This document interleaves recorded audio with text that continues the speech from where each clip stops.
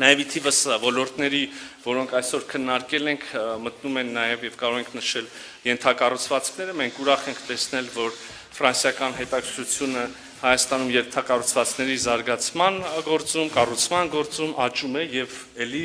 հուսով եմ առաջիկայում շատ շոշափելի եւ կոնկրետ նորություններ կունենանք, ապակենտրոնացված համագործակցության զարգացումը իր հերթին միտված է նպաստել Հայաստանի համար ռազմավարական նշանակություն շրջանների զարգացմանը եւ դրանց դիմակայունության ավելացմանը եւ այս համատեքստում կարեւորել ենք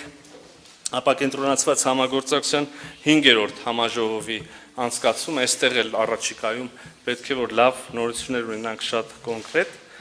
Հարգելի ներկաներ, նախարար Բարոյի հետ այսօր անդրադարձ ենք կատարել տարբեր հարթակներում, տարբեր ձևաչափերով մեր երկու երկրների միջև փոխգործակցության հնարավորություններին։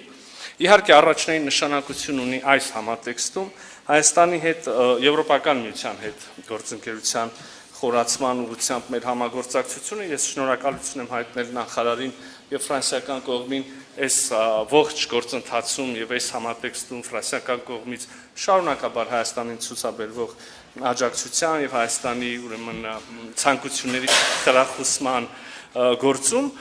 այստեղ էլի պետք է բացի ընդհանուր պնդումից շատ կոնկրետ բանի անդրադառնամ, օրինակ վիզաների ազատականացումը, որի շուրջ Հայաստանում մեծ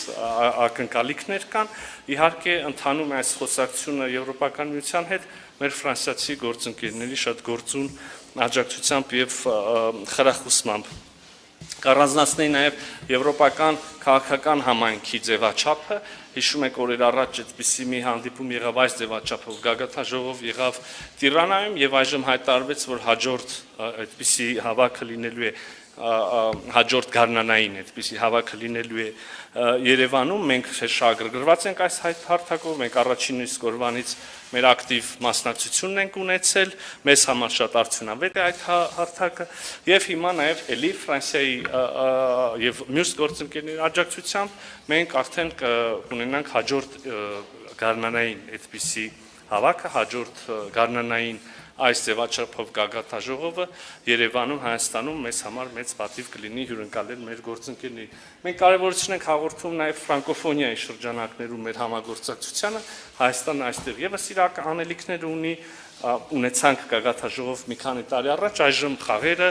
երիտասարդության ներգրավումը նաև ֆրանկոֆոնիայի շրջանակներում, ընդհանրապես ուզում եմ ասել, որ մենք շատ ուրախ ենք տեսնել, ես անձնապես շատ ուրախ եմ տեսնել, որ Հայաստանում այսօր ավելի շատ երիտասարդներ են ուզում խոսել գեղեցկագույն ֆրանսերեն լեզվով եւ սա իհարկե շատ ողջունելի է։ Պարոն նախարար, կարևոր է նաեւ նշել, որ մենք բարձր ենք գնահատում ինչպես եւ նախկինում Ֆրանսիայի դիրքորոշումը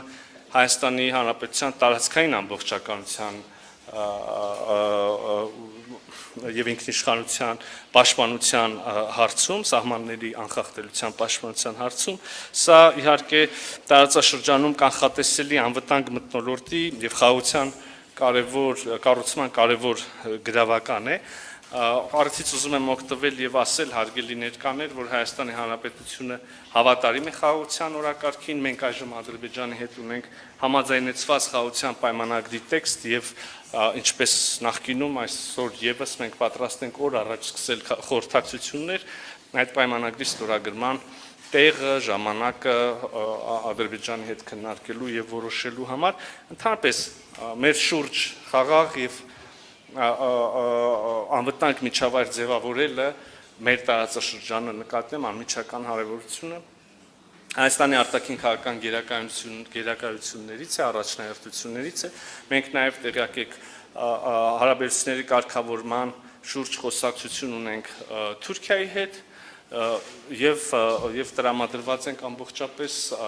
նոր խաղաղ անվտանգ տարածաշրջան կառուցելուն, համենայն դեպս մենք Հայաստանի Հանրապետությունը մեր կողմից այդ ուղղությամբ բոլոր քայլերը անում ենք եւ պատրաստ ենք շարունակել։ Չմոռանաք հավանել տեսանյութը եւ բաժանորդագրվել Civic AM-ի YouTube-յան էջին։